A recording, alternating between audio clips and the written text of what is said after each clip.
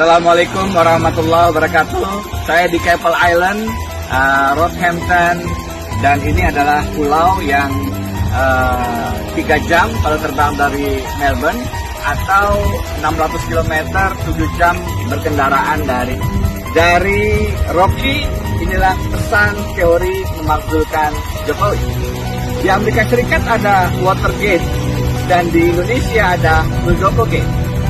Watergate di tahun 72 berujung dengan mundurnya Presiden Richard Nixon karena menghindari proses pemakzulan. Di Indonesia, Muldoko Gate sebenarnya lebih parah dan harusnya secara teori memungkinkan pemakzulan, pemberhentian, atau pemecatan Presiden Jokowi. Konstitusi Amerika Serikat mengatur bahwa delik pemakzulan itu disebabkan oleh treason, bribery, other high crime, dan misdemeanor. Di Indonesia, konstitusi kita mengatur bahwa pemakzulan presiden disebabkan karena 4 hal yang sama, yaitu pengkhianatan terhadap negara, penyuapan, kejahatan tingkat tinggi lainnya, dan perbuatan tercela. Di samping ada pula ditambahkan soal korupsi dan tidak lagi memenuhi syarat sebagai presiden atau wakil presiden. Sehingga apa yang terjadi di Amerika Serikat melalui Watergate sebenarnya bisa juga diterapkan di Indonesia melalui Muldoko Gate. Apa itu Watergate? Ketika ada upaya dari Presiden Nixon setelah penyelidikan terbukti melakukan upaya penyadapan, diawali dengan pembobolan kantor yang terkait dengan Partai Demokrat, dan kemudian diketahui bahwa itu adalah upaya untuk strategi pemenangan karena dilakukan pada saat masa kampanye pemilihan presiden.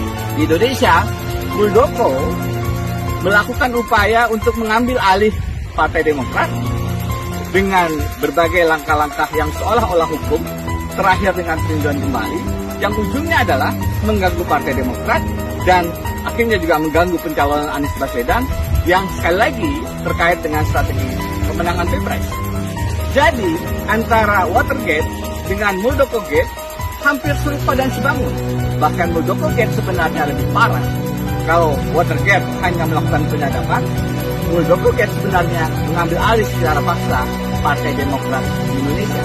Watergate terbongkar karena ada pembocoran informasi dari Deep Throat kepada 2 wartawan Washington Post. Itu artinya penting memang ada informan yang berusaha memberikan informasi kepada publik.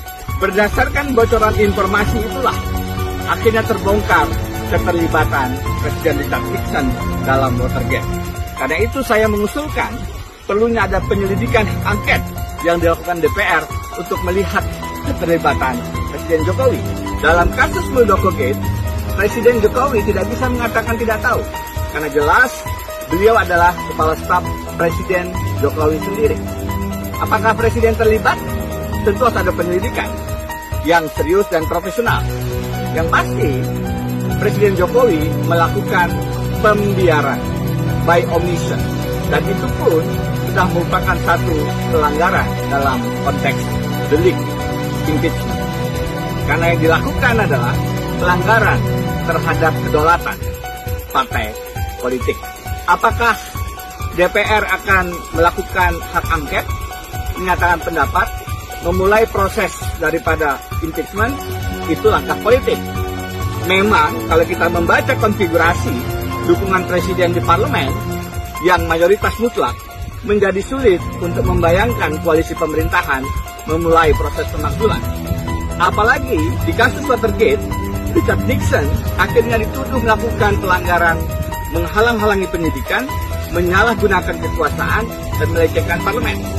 Sebenarnya, kalau kita lihat di Indonesia, upaya untuk menutup kasus-kasus kawan koalisi juga termasuk klasifikasi menghalang-halangi penyidikan atau obstruction of justice. Menyalahgunakan kekuasaan yang mengganggu kedaulatan partai politik juga sesuai dengan abuse of power. Karena itu, dalam kasus Muldoko Gate, bukan DPR tidak bisa memulai proses pemakzulan, tapi ada upaya saling mengunci, ada konspirasi untuk menutupi, masing-masing punya kelemahan dari sisi kasus hukum. Itu sebabnya memang harus diakui proses pemakzulan di Indonesia akan lebih sulit untuk dilakukan.